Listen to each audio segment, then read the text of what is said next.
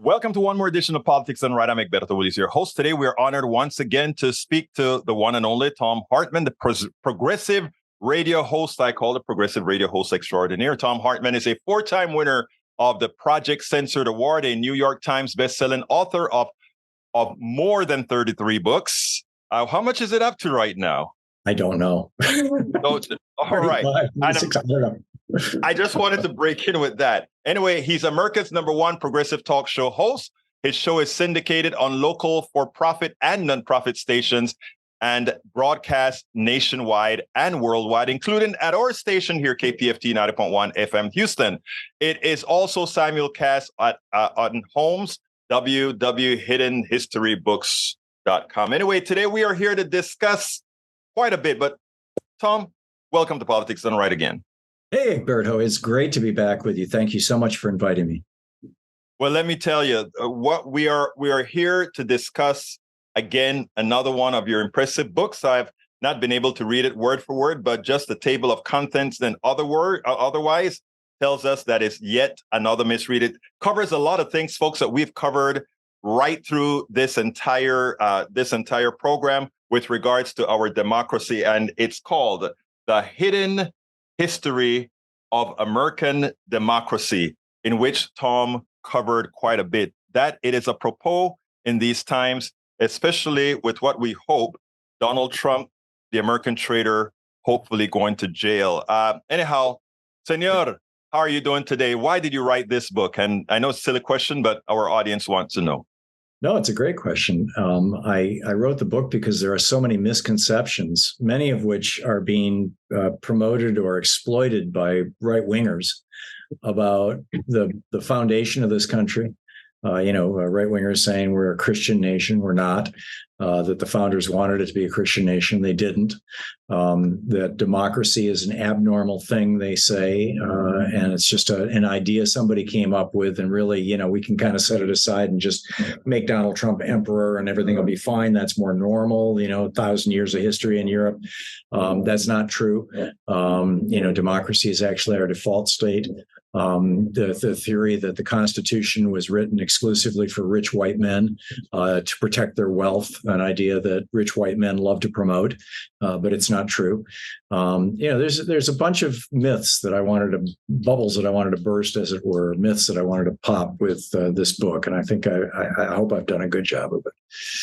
Yeah, well, I mean, I went through it, and it was like, wow, he touches on everything. First of all, let me tell you, David Cobb, a friend of mine, I think a friend of just about everybody in the progressive space, and who ran once for president of the United States. Once we had a long night discussion. He said the Constitution is nothing more than a capital document. I want to start there. Is that something that you could agree with? Well, if you define capital as private property, yeah, the Constitution does acknowledge, private property and protect it in some ways. But back in the 1920s, in 1929, actually, Charles Beard and Mary Beard, his wife, they were professors of history at Columbia University. He was a Marxist, he was a socialist. She was a Marxist. And they published what was probably the best-selling American history during that period from the 1930s to the 1950s, called, The History of the United States, from a Marxist economic analysis point of view. Beard also wrote a book called An Economic Analysis of the Constitution, making that argument. And in 1956, Forrest McDonald, a historian and scholar, decided that he would see, was there any truth to this? Going back to, what was the intent of the people who wrote it? Who were the people who wrote it? And what was the intent of the people who ratified the Constitution? And what he found was that, first off, the wealthiest of the people who signed the Declaration of Independence, there were a number of people who owned a lot of land. Jefferson and Washington, for example, but land was cheap then. You just stole it from the Indians. And it really wasn't a measure of wealth. In fact, in many ways, it was a kind of a ball and chain. You had to work the land, and there were obligations, and in some cases, even taxes. Jefferson died in bankruptcy. George Washington could not afford to free the slaves that he had promised to free on his death. His estate was gone within a generation. James Madison, his family could only hold on to his estate for about a couple of decades after his death. None of the people who signed the Declaration of Independence left any multi-generational wealth of consequence, and none of them left multi-generational wealth that lasted more than 2 generations. There were no Rockefellers, there were no DuPonts or Morgans or like that among the founders. There were people of that kind of wealth during the founding generation. The Johnson family up on the Hudson River had a massive castle with 300 European retainers who wore knights' suits of armor and things. There were some just obscenely rich people in the United States. Virtually all of them got their wealth from their connections to either the British royal family or the East India Company. And all of them pretty much left the country during the Revolutionary War. The Johnson family fled to Canada, for example. So the wealthiest of the people who signed the Declaration of Independence was John Hancock, and his wealth in today's dollars was around $700,000. He was, so first off, what we're talking about is the upper middle class, not the morbidly rich of the era. That was the Declaration. You look at the Constitution. The people who helped write the Constitution, there were no genuinely rich people among that crowd.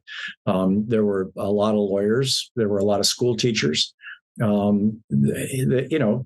Politicians. They were not particularly wealthy. James Madison promised everybody that he would keep their deliberations secret for 50 years until everyone had died, and he kept that promise. They weren't published until after his death, 50 years later. He was very young at the time. He was in his late 20s, early 30s. And the reason why, it turns out, is because they were betraying their class. They were betraying or in their opinions, they were betraying the wealthy people. So MacDonald then went and looked at the... Let's get to stop a second, Thom, because you just enlightened me with something that I didn't know. Because there were many times that I said some stark things about the founding fathers, but you're telling me that in as much as many of the founding fathers were really benevolent guys willing to go against their elitist class. Is that what did I understand that right? Yeah, I'm not sure benevolent is, it might be a little too gushy, but yeah, they believed in democracy. They believed in this experiment. They practiced it in a very imperfect fashion, and they came from a rather bizarre time and that they were born into. And, I'm not here to justify, for example, slavery, which was the major sin of the era. But yes, and they were not the morbidly rich, and they weren't trying to create a country of, by, and for the morbidly rich. So then MacDonald went and looked at the 13 ratifying conventions. Who showed up to ratify the Constitution in each one of these states in 1789. And what he found again was that the genuinely rich people in each one of the states opposed the Constitution. Patrick Henry is a great example. He was the richest man in Virginia. He was the largest slaveholder in Virginia. He held over 360 people in bondage. And he opposed the Constitution. At the ratifying convention, he stood up and spoke against it. In fact, James Madison modified the Second Amendment. I think you and I have talked about this when my book on guns came out. Right. Just to satisfy Patrick Henry's paranoia that a president might call up the Virginia militia, which was also their slave patrol, and thus, break the hold of slavery in the state. He changed the word nation to the word state in the Second Amendment. So, yeah, and what Forrest MacDonald found was that in every single one of the 13 states, and I've got the information in my book, but you can also read his book. It was published in 1956. It's not in print any longer, but you can find used copies fairly easily. He found that in state after state, the people who were in favor of the Constitution were the people who were in debt, teachers, lawyers, which was not a well-paid profession in most cases, small subsistence farmers, and the people who opposed the Constitution were the genuinely wealthy people, particularly the industrialist class, which was just beginning to emerge, and people who had long associations with the British royal family and the East India Company. So, that's the history. I mean, you can look it up. It's bizarre how it gets danced around. I mean, I think I might have mentioned on Wikipedia, it says, George Washington's estate was worth $1 billion. He was a rich man in his time. And I'm like, No, it wasn't. I mean, he couldn't afford to free his own slaves. Land was Right. cheap. So good. It is important for us to know that, because, like I said, you come to the wrong conclusions about our democracy, and these folks that are running around with Trump right now. It's amazing how wrong they have it, from us being founded on the Christian nation, et cetera, et cetera, et cetera. But you have a chapter in the book called "Did Rich White Guys Create the United States Just to Guarantee Their Own Privilege, Power, and Slaves?" Yeah, that's what you and I were just talking about. That right. chapter. So I think in effect, you and again, that is something that I think many progressives themselves would be out there. Not only conservatives would deny that, but progressives were out there talking a whole lot about that. Now, in this particular group of chapters, you talk about the way the country was structured democratically. Your thoughts on that? Because in all the studying that I've done, in the reading of the Constitution, I find it a very flawed document. Personally, I'm no scholar, but I find it a very flawed document that I think all the compromises that were made actually made it not a democracy. Your thoughts? Well, yeah, I wouldn't disagree with that. I mean, keep in mind, they were trying something that had never before been done. The Roman Republic bore very little resemblance to us. I mean, they had an institution called the Senate. That's about it. The Greek democracy was organized in a completely different fashion. I mean, you had basically jury duty. Everybody had to serve for a year, 6,001 people to create a consensus, or to create I forget the name of the body, the Greek body. So this was a brand new experiment, and it was based largely on the Iroquois Confederacy, frankly, and I document that in some detail in the book. And they were trying to adapt that to a society that was not Iroquois, that was not a hunting gathering society or a marginally agricultural society. And there were a lot of compromises, admittedly. But, the point of democracy, I think the biggest point about democracy that I make in the book, and the biggest myth about democracy, particularly that gets promoted by conservatives, is that democracy is this weird thing that some smart people came up with, but it's not normal for humans. What's normal is the way Europe was for 1,000 years, where you got a king and you got the barons and then you got all the serfs, and that's what's normal. And that's really, what, if left to our own devices, we would recreate, because that's normal for humanity. And it turns out that's complete BS. And not just for humans, by the way. Back about a decade and a half ago, two British scientists, Roper and Conrad, proposed in an article in Nature that we would find that this mythology of the alpha animal in nature, that there's an alpha wolf and an alpha deer and an alpha elk, and that the alpha animal rules the herd, that would be completely false. That what we would find was that the alpha animal would have first selection of sexual partner, of mates, which comports with natural selection to pass along strongest genes. But that would be it. They would not be the decision makers. And James Randerson and a group of scientists put this to the test with a herd of red deer in the forest that was owned by a university at Essex in the UK, putting cameras in the trees and asking the question, when do the deer decide to go to which one of the three watering holes in this forest, and how do they make that decision? And it turned out that the deer would be grazing, and they would start pointing their bodies at one of the three watering holes, different deer. And when 51% of them were pointing at one of the water holes, the entire herd would kind of form and head to that watering hole. Democracy. Wow. So, in our Constitution, not only is it 50% plus one to pass laws and things like that, but for really difficult things like amending the Constitution, dangerous things, we require a supermajority. So what Randerson and his scientists did was they staked a predator near each one of the three watering holes and said, okay, now let's see what the deer do, And then what it took was 66% of the deer pointing at a particular watering hole to head to that watering hole. So, that supermajority exists in nature as well. So I called up Ken Conrad and I said, what happened when you published this in Nature? And he was like, oh, I got all this feedback. This bug guy called me up and said with gnats, ball of gnats in the air, like in the summer, and you see this ball of gnats and then it goes, zip, right. like that. And how do they know when to move, right? Are they telepathic? No. With every wing beat, every gnat is voting. I'm going to move a little more to the left. And when 51% of them move a little more to the left, the whole ball moves to the left.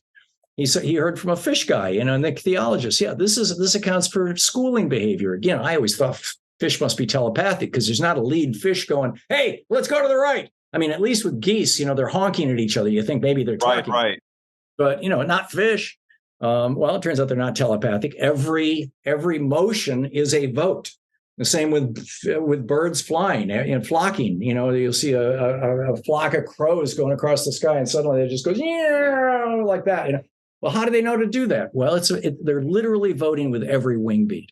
And the conclusion that they came to in this study that ultimately was also published in Nature was that democracy is the default mode in all animals. I mean, from ants to primates. And the founders were particularly fond of this idea. They actually believed this to be the case, so much so that when Thomas Jefferson wrote the Declaration of Independence, he wrote, he was talking about life, liberty, and the pursuit of happiness. He said this was the goal of nature's God. He talks about nature's God in the Declaration. Right. And he hands this off to John Adams to edit. And John Adams, of course, was a Christian. John Adams scratches out nature's God and puts in the Christian God, right? And Jefferson gets it back and scratches out the Christian God and writes nature's God. And it's still there in the Declaration of Independence, nature's God. They believed that the natural state was small d democratic. And the goal was to have as much democracy as possible, which is why the first among equals, and they're not really equals, but the first among the three branches of the government, the first among the four parts of the three branches of the government was the House of Representatives, because it's the closest to people. The Senate then came out of a compromise, the big state, small state compromise. The presidency, the Electoral College, we can talk about that if you want. It's in the book, Why the Electoral College. But that was designed to try to avoid a president who was a scam artist, a hustler, a drunk, a person of low moral character, to quote Alexander Hamilton. And but the opposite, it turned out the opposite is what occurred, right? Yeah, sadly.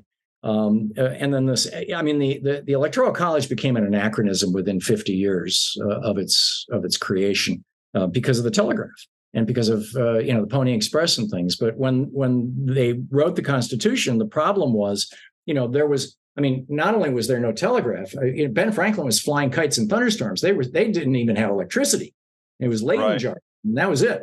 And so it could take 2, 3, and we didn't have a really comprehensive postal system at all. And so it could take 2, 3 weeks. It could take a month for a letter to make it from Georgia to Washington, D.C. Right. So how would a voter in Georgia know who to vote for president? There were no national newspapers. There was no telegraph. There's no radio or television. So what they came up with was that the Georgians would not vote for president. They would vote for people who were pledged to particular candidates for president, but they were actually voting for these electors. And the electors would then go physically to Washington, D.C., where on December 15th, they would cast their votes. And physically being in D.C., they would interview the candidates. And if they concluded that the people of Georgia had voted for a guy who was really a scoundrel, they wouldn't cast their vote for him, which is why you have, faithless electors. They literally wrote that in the Constitution. I mean, it was a great kind of safety valve protection system against a Donald Trump kind of person. But like I said, by the time the Pony Express and the telegraph came along, in the 1830s and 1840s, it was completely anachronistic. It was completely out of date. And we should have gotten rid of it 150 years ago. We almost did, by the way. We came within one vote in the Senate of getting rid of the Electoral College in the 1970s. In the 1970s. It was 74. Okay. I didn't have to go back and look. It needs to go because, in as much as they did it for good purposes, in my opinion, again, it was never a real fail-safe, a real fail-safe. And look at what we've had. Every time that it misfired, it misfired for a particular kind of person. It's amazing. George W. Bush and Donald Trump. Bush lost by half. Same kind of vote, lost right? 3 million. Yeah. Yeah. So it's time to get rid of the electoral college. But I'm glad to hear that Nate, I speak a lot about most people being good. And in as much as most people being good, we just have these charlatanes out here that like Donald Trump and others. But my question then about democracy, and I want to go into something great about your book, is that a lot of times you write these books and it tells you about all the different problems that you have. What I like about your book is at the end of the book, you have an itemized list of solutions that we have to work towards if we want to maintain our democracy. But before we get there, I'd like to ask about how do we handle the mindset of people? Because that animals, which we are inherently democratic, but that we have allowed an autocratic streak because of being ill-informed and brainwashed. I guess animals don't get brainwashed because they don't have our intellect. How can we mitigate that, in your opinion? Because that is my task, your task, and the task of many doing this kind of work.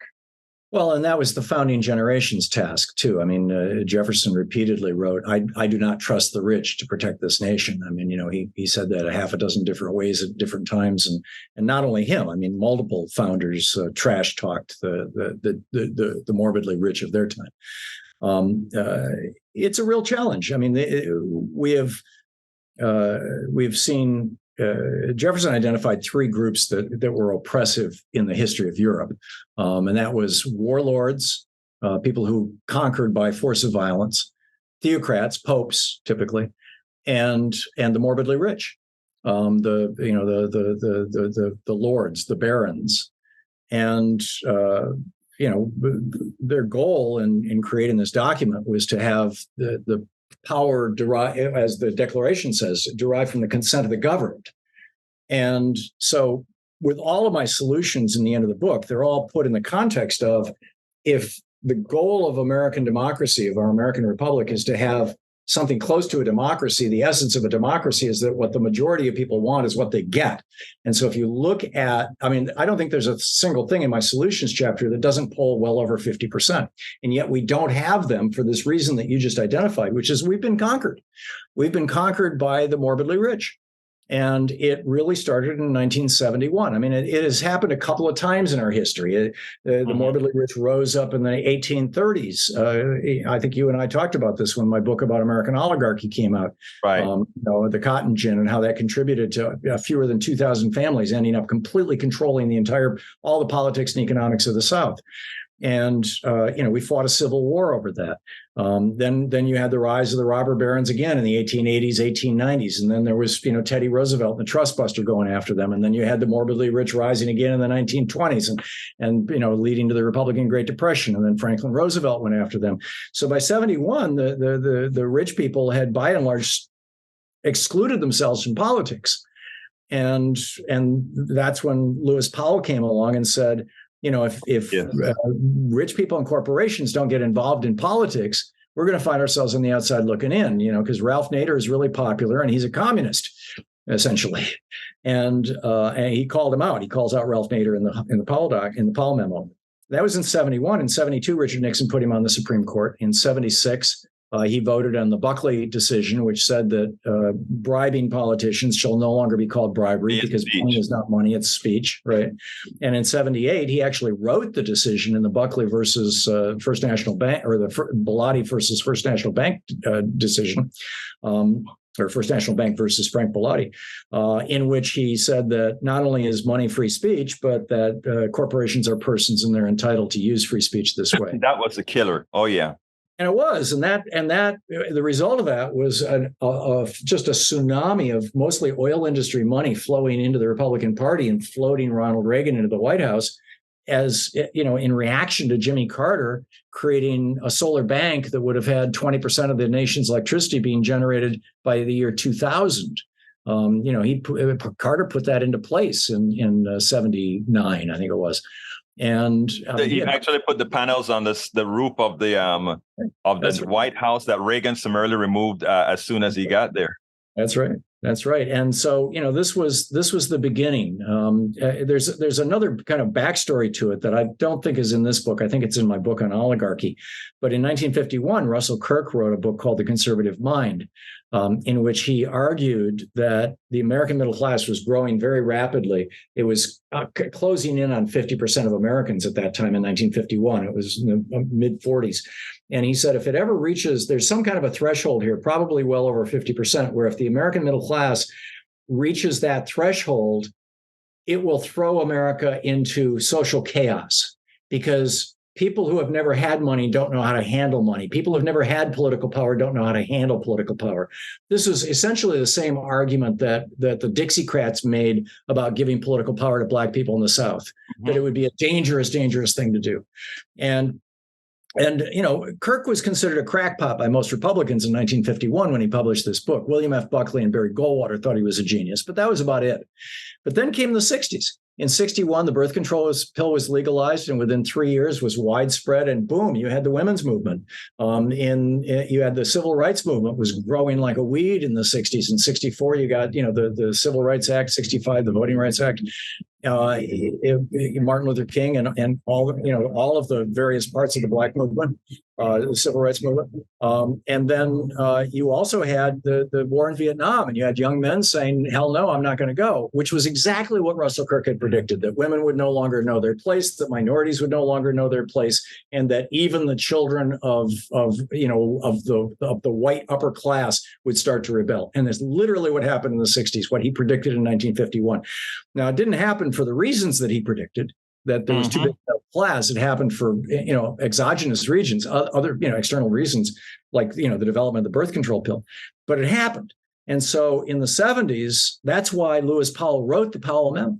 And that's why the mandate that Reagan had when he came into office in 1981 was to cut the middle class down to size.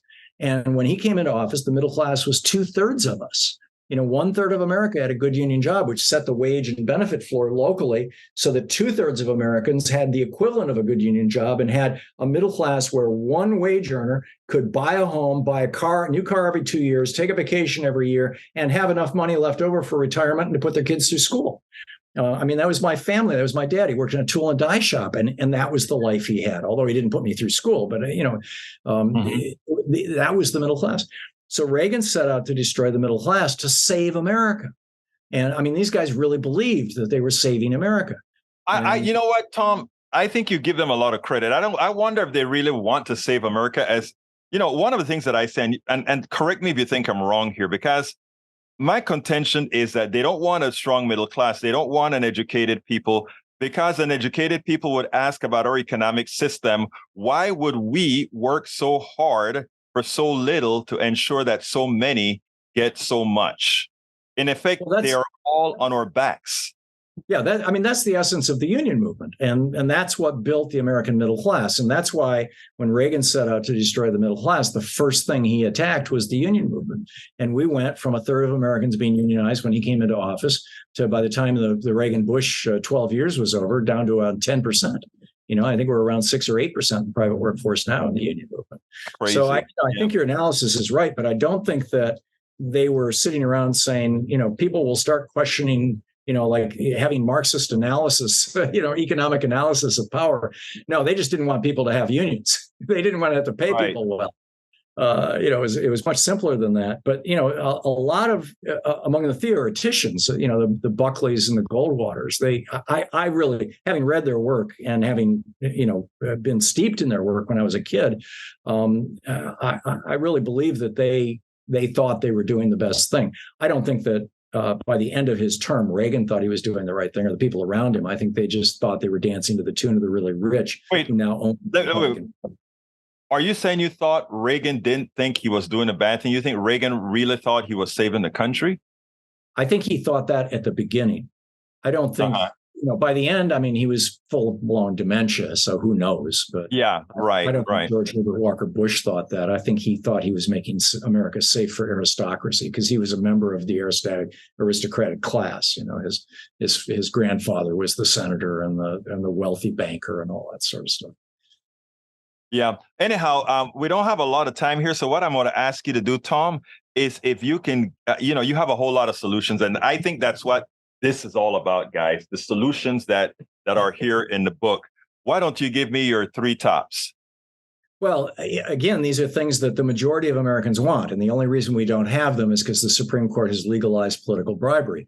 So, I'd say to begin with, everybody in America should have health care. It should be part of the commons, and it should be administered by the government, or at least paid for by the government, single payer like Canada does.